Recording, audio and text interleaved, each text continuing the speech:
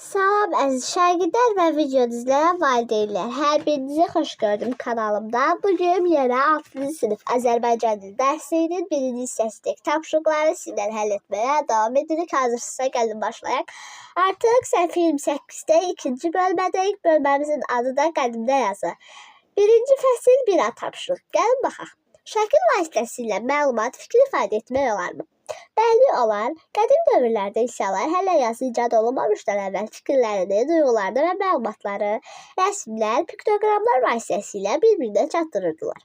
Sağdakı şəkildə nə təsvir olunub? Bu şəkil avtomobil sürücülərinə hansı məlumat verir? Deməli, sağdakı şəkildə yolun keçdiyi yerdən keçən və yaxud da qaçan uşaqlar təsvir olunub. Bu nişan sürücülərə qarşıda məktəb və ya uşaqların olduğu ərazi olduğunu bildirir. Buna görə də sürücülərdən daha diqqətli və asta sürüş etməyi tələb edir. Şəkil vasitəsilə fikrin ifadəsinə dair başqa nümunələr gətirin. Gündəlik həyatımızdan gətirək. Məsələn, işıqforun rəngləri, küçələrdəki dayanma qadağandır və yaxud da piyada keçid nişanları, bir çox nişanlar, telefonumuzdakı emoji işarələri, məsələn, başqa, kompüterdəki qovluq və yaxud da səbət simvolları və s. Gəlin piktoqramdan hərfləri mətnimizi oxuyaq. Çox qədimdə insanlar fikir və duyğularını yazıda əks etdirmək üçün rəsmlərdən istifadə edirdilər. Bu yazı növü, yəni məlumatın şəkillərlə ifadə olunması piktoqrafiya adlanır. Piktoqrafiya iki sözdə Latın dilində olan pictus şəkil və Yunanca qrafo yazıram əmələ gəlmişdir. Bu yazdakı hər bir işarə piktoqram adlanır. Qədim piktoqramlara dünyanın bir çox yerlərində rast gəlmək olar. Azərbaycan ərazisində də piktoqrafik yazı nümunələri aşkar olunub. Bunlardan ən məşhurları Bakı yaxınlığındakı Qobustan qaya üstü təsvirləri və Ordubadakı gəmi qaya rəsmləridir. Piktoqramlar vasitəsilə insanlar gələcək nəsillərə xalqın adət-ənənələri, məşğuliyyəti və inancları haqqında informasiya çatdırırlar. Məsələn, gəmi qaya rəsmlərində günəş təsviri çoxdur. Bu isə onu göstərir ki, o dövrdə Azərbaycanda günəşlə bağlı inanclar geniş yayılmışdır. Qobustan qaya üstü təsvirlərində isə daha çox heyvan və qayıq rəsmlərinə rast gəlmək olar. Bu qədimdə həmin ərazilərdə yaşayan insanların ovçuluq və balıqçılıqla məşğul olduğunu sübut edir. Şəkil vasitəsilə yalnız gözlə görünən varlıqları əks etdirmək olurdu. Piktoqrafik yazı mücərrəd anlayışları, fikir və mühakimələri ifadə edə bilmirdi. Buna görə də insanların düşüncələrini yazıda daha dəqiq əks etdirmək üçün yeni vasitələr axtarırdılar. Bəlkə davam etməkdən gəlin bunları oxuyaq. Dost, nəcib, ədalətli, deməli, qartal işarəsi güclü deməkdir, işır işarəsi təmkinli deməkdir, bayquş müdrik və bu da qarınqulu deməkdir. Gəlin indi oxuyaq. Miladdan əvvəl 4-cü minillikdə qədim Misir xalqı öz yazı sistemini yaratdı. Misir yazısı yüzlərcə hieroqlifdən ibarət idi. Bəzi hieroqliflər sözü, yəni anlayışı, bəziləri isə səsi ifadə edirdi. İdeoqrafiya adlanan bu yazı sistemində piktoqrafiya elementləri də var idi. Belə ki, bir çox hieroqliflər insan, heyvan, bitki və saman cisimlərinin şəkillərindən ibarət idi. Lakin piktoqramlardan fərqli olaraq hieroqliflər həm də mücərrəd anlayışları ifadə edirdi. Piktoqrafik yazıda günəş şəkli, quş şəkli, günəşi, quş şəkli, quşu, arı şəkli adını bildirirdi. Lakin ideoqrafik yazıda günəş stili, quş uçmaq, arı isə əməksevərlik anlayışını ifadə edirdi. İdeoqrafiya, Yunanca ideya, fikir, anlayış və qrafo yazı adlı sözlərindən yaranmışdır. Bu yazdakı hər bir işarə isə ideoqram adlanır. Deməli, ideoqrafiya yazı sisteminin mənimsəmək asan deyildi. Bunun üçün illərlə vaxt sərf etmək lazım idi. Ona görə də Misirdə oxumaq və yazmaq xüsusi peşə sayılırdı. Bu dövrünə görə şərəfli və gəlirli bir iş idi.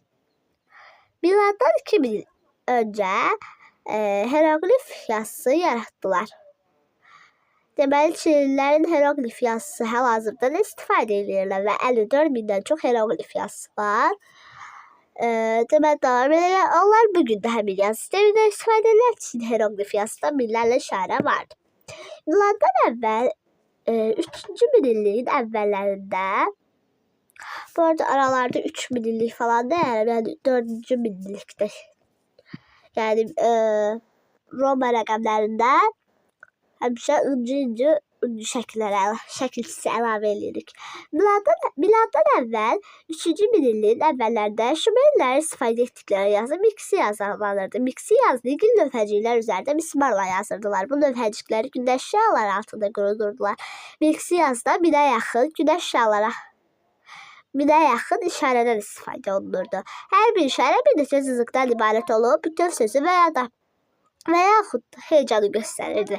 Sonralar miksi yazı təkmilləşdirildi. Bu yazıdan Asuriya və Urartu dövlətlərində də geniş istifadə olunurdu. Piktogramlardan fərqli olaraq hieroqliflərdə və miksi yazı vasitəsilə fikri daha dəqiq ifadə etmək olurdu. Tarixi fakt. Sonuncu Asuriya padşahı Aşurbanipal yaxşı təhsil görmüş hökmdar idi. Onun əmrində əsasən miksi yazı ilə tərtib olunmuş çoxlu kitablar bir yerə toplandı. Aşurbanipalın kitabxanası dünyada ilk kitabxana hesab olunur. Keçən səhifə 30-a miladdan əvvəl 2-ci minillikdə Aralıq dənizinin sahillərində yaşayan Finikiyalılar bir neçə ixtira ilə tarixin yaddaşında qalıblar. Onlardan biri də əlifbadır. Finikiya tacirləri başqa şəhərlərə mal aparır, alış-veriş edirdilər. Çox vaxt onlar borc pul ya da istəyən mal verir və bu zaman həmin şəxslər sövdələşirdilər. Şifahi sövdələşmələr tez-tez pozulurdu. O vaxt mövcud olan yazı sistemləri isə müqavilə şərtlərini yazaraq dəqiq əks etdirməyə imkan vermirdi. Beləliklə tacirlər əlifba yaratmalı oldular. Finikiya əlifbası 22 sabit səsi ifadə edən hərflərdən ibarət idi. Bu yazı sistemi fonoqrafik hərfi yazı adlanır. Çünki buradakı işarələr, hərflər ayrı-ayrı səslər ifadə edirdi. Zaman keçdikcə Finikiya dili və əlifbası unuduldu. Lakin sonradan bu əlifbanın əsasında yaradılmış Yunan və Latin əlifbalarında indiyə qədər istifadə olunur. Əvvəlki yazı sistemlərinə nisbətən fonoqrafik yazı daha tez və asan mənimsənilirdi. Çünki ideoqrafik yazı sistemində müxtəlif anlayışları ifadə edən yüzlərlə və minlərlə işarəni əzbərləmək lazım gəlir. Dildəki danışıq səslərini ifadə edən 30-40 hərfi yadda saxlamaq isə daha asan idi. Odur ki, bu yazı növü tez bir zamanda dünya xalqları arasında geniş yayıldı və maarifin inkişafına güclü təsir göstərdi. Hər xalq öz dilinin səs sisteminə uyğun əlifba yaratdı. Söz boğçamızda sözlər yoxdur, ona görə də keçirik. Düşün və cavab ver, B tapşırıq. Şəkillərdəki yazı növünə aid şəkillərin hansı yazı növünə aid olduğunu müəyyən edin. Deməli, bir dəqiqə uşaqlar. Piktoqrafik, fonoqrafik, ideoqrafik. Bunun arxasında işarələr var idi, yoxa çıxıb. Hər nəysə. Deməli, birincisi deməli nə uyğundur? Fonoqrafik yazım. Şəkildəki simvollar, yəni hərflərin adları və onların qarşısında olan səsləri, yəni hərfləri bildirən simvollar verilib. Mətndə də qeyd olunur ki, Finikiya əlifbası səsləri ifadə edən hərflərdən ibarət idi və bu yazı növü fonoqrafik yazı adlanırdı. İkinci nömrəli şəkil ideoqrafik yazı adlanır. Şəkildə sərt daş üzərində yazılmış miksi yazı nümunəsi təsvir olunur. Mətndə də bilirik ki, uşaqlar, Şumerlərin və qədim xalqların istifadə etdiyi miksi yazılar ideoqrafik yazı sisteminə aiddir və hər işarə bütün sözü və yaxud da heyecanı göstərirdi. Üçüncü nömrəli şəkilə də baxaq. Demək ikincisilə də A variantı uyğundur piktoqrafik. Şəkildə qədim insanların çəkdiyi qayıs rəsmləri, insan və heyvan təsvirləri göstərir. Uşaqlar mətndə də verilir ki, qədim dövrlərdə rəsmlərdən ibarət bu yazı növünün piktoqrafiya adlandığı açıq şəkildə də yazılır. Deməli, keçək C tapşırıqda. Uyğunluğu müəyyən edin. İdeoqrafik yazı. İdeoqrafik yazı Misir uyğundur. B variantı. Şöyle yazmaq olmur nədəsə. Miksi yazılara deməli Şumerlər. Çünki miksi yazılar haqqında burada məlumat verərlər Şumerlərdir. Şumerlərin istifadə etdiyi yazı miksi yazı adlanır. Yəni burada. Yenə girdim bir dəqiqə. Deməli uşaqlar pozan işlənmədiyi üçün pozana hər dəfə daxil olanda belə bir şey gəlir. Nəysə. Fonoqrafik yazıda Finikiyədən bağlıdır. Keçək C tapşırıqda. Deməli nədir? Mətnin hissələrində məzmuna uyğun başlıqlarla adlanır. Uşaqlar 3 dənə ulduz işarəsi verilir. Yəni o hissələrə ayırmaq deməkdir. İlk hissəni piktografiya adlandıra bilərik. Və yaxud da ilkin yazı növü adlandıra bilərik. İkinci hissə deməli ideografiyadan danışır. İdeografiya da adlandıra bilərik. Misir hieroqlifləri də adlandıra bilərik. Üçüncüsünü miksi yazıları adlandıra bilərik. Başqa heç nə adlandırmaq. Yəni ağlıma gəlmir. Necə adlandıra bilərsiniz siz də yorumlarda yazın. Fonoqrafik yazı növündə 4-cü hissə olar. Çünki fonoqrafiyadan danışırdım. Fonoqrafik yazıdan danışırdım. Keçək D tapşırıqda. Aşağıdakı cümlələri mətnin müvafiq hissələrində əlavə edin. Qədim Misir hieroqlifinin sirrini 1822-ci ildə fransız alimi Şampolyon aça bilmişdi. Hərflərin forması bu hərflərlə başlayan əşyaların təsvirini xatırladırdı. Uşaq üzrlü sayınızı oxumadım. Deməli birincisində nədir? İkinci hissədə bağlıdır. İkinci hissədə baxdı, danışırdı. Sonra hərflərin forması bu hərflərlə başlayan əşyaların təsvirini xatırladırdı. Bu da 4-cü hissədə danışılır.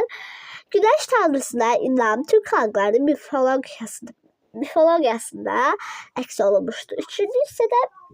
Üçüncü cümləmizdə birinci hissədə deyilmişdi.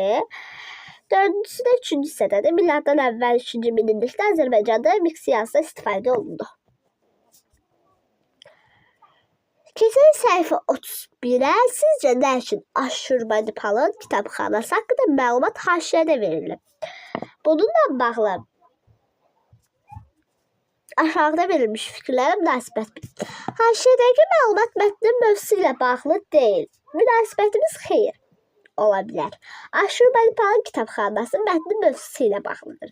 Mətn qədim yazı nümunələrindən bəhs edir. Həmin kitabxana da qədim yazı növlərindən biri olan miksi yazılarla yazılmış kitablardan ibarət idi. İkincisində deyil ki, müəllif verilmiş məlumatın vacibliyini vurğulamaq istəyib. Yenə xeyir deyirim. Çünki haşiyədə adətən əsas məlumatlarla bağlı əlavə şərhlər verilir.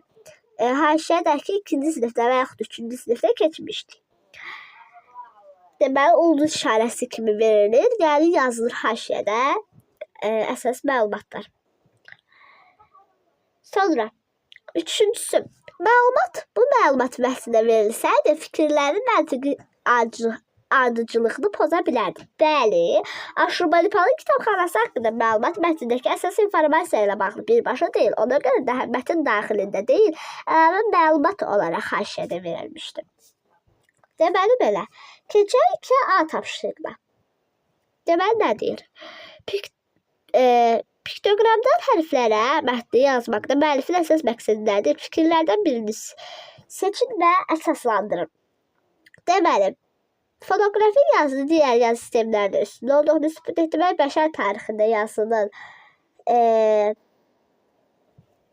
yazının inkişaf yolu haqqında məlumat vermək, hieroqliflərin piktoqramlardan fərqini izah etmək. Deməli,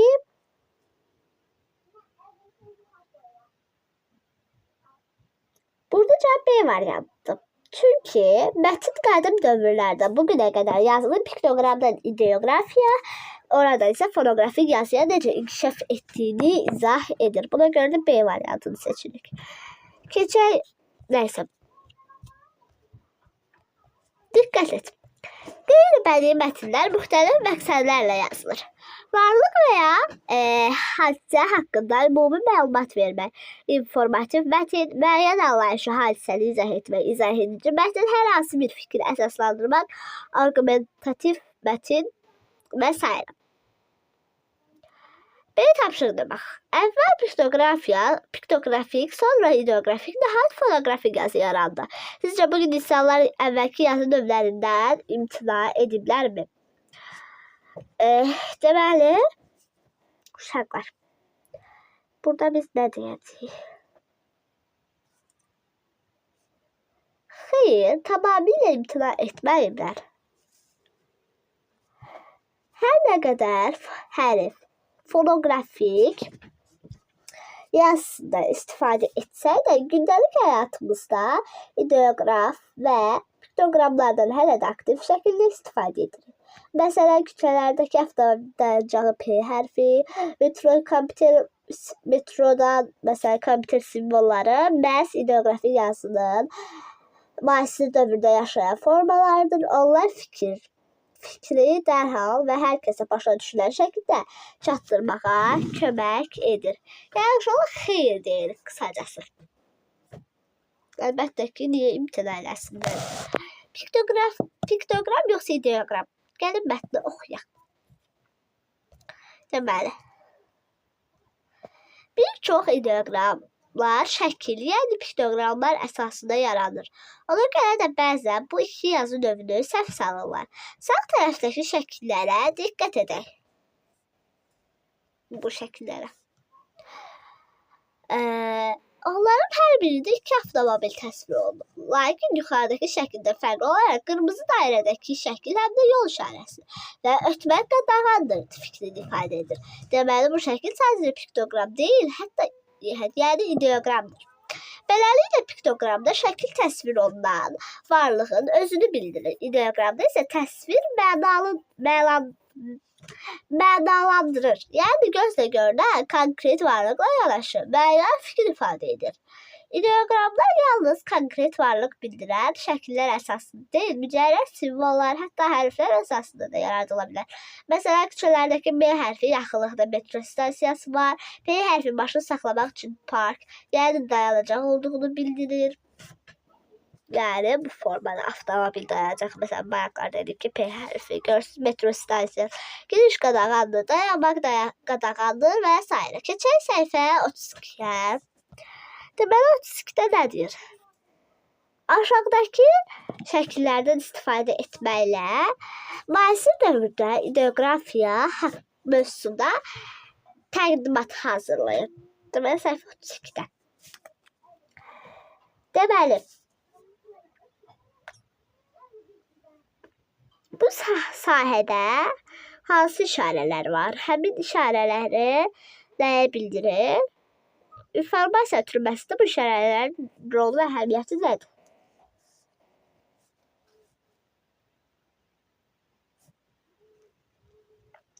Deməli, uşaqlar, bu sual sizə alınan bir sualdır. Yəni, hansını sizsə yazacaqsınız və yaxud da müəllimisi qruplara ayıraraq yazacaqsınız. Yəni, sosial şəbəkələrdə ideoqrafiya, idmanda ideoqrafiya, ictimai yerlərdə ideoqrafiya, kompüter əməliyyat sistemlərində simgələr. Gecə 3 tapşırıqda yazın. Piktoqramlarda hərflərə mətndə istənilməli sübut edin ki, fikrin yazı ifadəsi baxımında ideoqrafik yazı piktoqrafiyadan daha üstündür, fonoqrafik yazı ideoqrafiyadan daha üstün idi. Deməli, birincisi də, bəşər tarixində ilk olaraq piktoqrafiya yarandı. Rəsmlərlə fikrin ifadəsi piktoqrafiya adlanır. İdeoqrafiya isə sonraki dövrün məhsuludur. Bu yazı növü işarələrlə fikrin ifadə olunmasıdır. Düşünürəm ki, ideoqrafiya piktoqrafiyadan daha üstün idi. Yəni, və yaxud da üçüncü fikrimiz. Çünki ideoqrafiya daha mücərrəd fikirlərin ifadəsində imkan yaradırdı. Piktoqrama nisbətən ideoqramlar fikri nisbətən dəqiq ifadə edir. Dördüncü fikrimiz, məsələn, piktoqrafiyada bayquş şəkli sadəcə quş mənasını ifadə edirsə, qədim Misirdə bayquş həm də müdriklik ifadəsini ifadə edirdi. 5 və deyə bilərik ki, ona görə də qədim insanlar daha üstün yazı növünü olan ideoqrafiyadan istifadə etməyə başladılar. İkincisində isə deyir ki, fonoqrafik yazı ideoqrafiyadan daha üstün idi. Deməli, birinci fikir, bəşər tarixindən sonuncu yaranan yazı sistemi fonoqrafik yazıdır. İdeoqrafiya fikrin işarələrlə ifadə olunması, fonoqrafik yazı isə hər bir danışıq səsinin hərflərlə işarə olunmasıdır. İkinci, fonoqrafik yazı ideoqrafiyadan daha üstün idi. Üçüncü fikrimiz, ideoqrafik yazıda hər bir söz ifadə edən minlərlə işarədən istifadə olunurdu. Fonoqrafik yazıda isə cəmi 30-40 işarə ilə bütün sözləri ifadə etmək mümkündür. Bu insanların fikrini daha asan və dəqiqliklə çatdırılması üçün əlverişli idi. Dördüncüsü də bugün dünya xalqlarının əksəriyyəti fonoqrafik yazı sistemindən istifadə edir. Beşinci fikir. Bu isə onu göstərir ki, fonoqrafik yazı ideografiyadan daha üstündür. Deməli, mətndə istifadə etməli sübut etdi. Yəni, mən fikir kimi deyirdim, fikir. Deməli, keçən səhifə 33-ə. Alınma sözlərin bitişik və defislə yazılması. İzahlardan çıxış edərək göynəklə verilmiş sözlərin mənalarını təxmin edir və lüğət vasitəsilə dəqiqləşdirin. Qrafiya bəzi sözlərə qoşularaq elm sahəsi, əsər və s. mənalı anlayış əmələ gətirin. Qraf bəzi sözlərə qoşularaq qrafik təsvir yazı mənalı anlayış əmələ gətirir.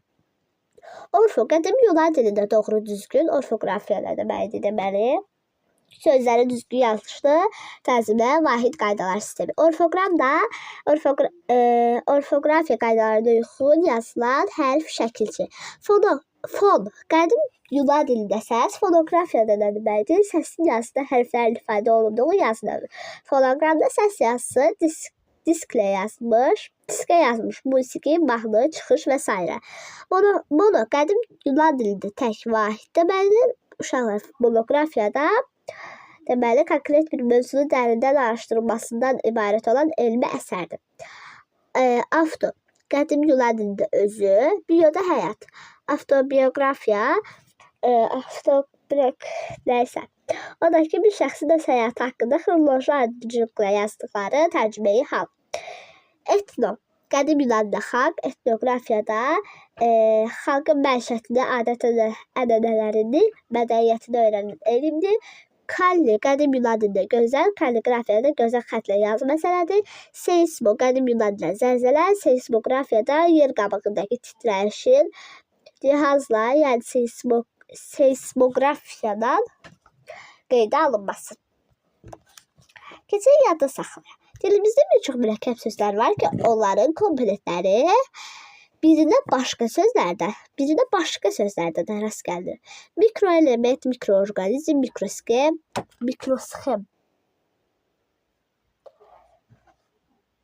Bu komponentlərin əksəriyyəti sözün əvvəlində gəlir və bitişik yazılır. Aerodinamika, videomaqnitofon. Lakin bəzi komponentlərin iştirakı ilə düzələn sözlər defislə yazılır. Eks-prezident, eks-təsir, qeyri-adi, kontur-admiral, vitse-spiker, web dizayner. Deməli, bu formadır. Qlosarını oxuyan avtoqraf hər hansı şəxsin xatirə üçün kitab, açıqca, köynək və s. yazısı və ya imzası. Cümlələrdə səhv yazılmış sözləri müəyyən edin və orfoqrafiya normalarına uyğun yazın. Biz qonaqlarla qeyri-rəsmi şəraitdə görüşdük. Biçik yazılan sözlərə defislə yazılır.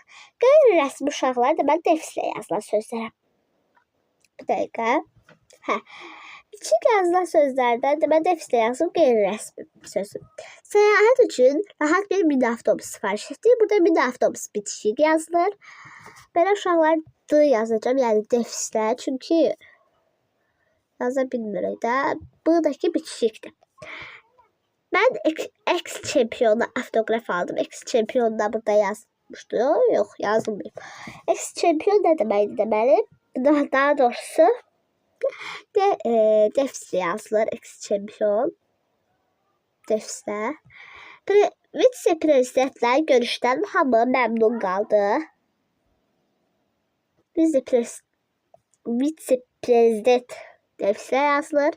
Axşamdan yatmazdan olmayan yaza bilər. Qeyri-rəsmi altında belə xət çəkək. Bir avtobus.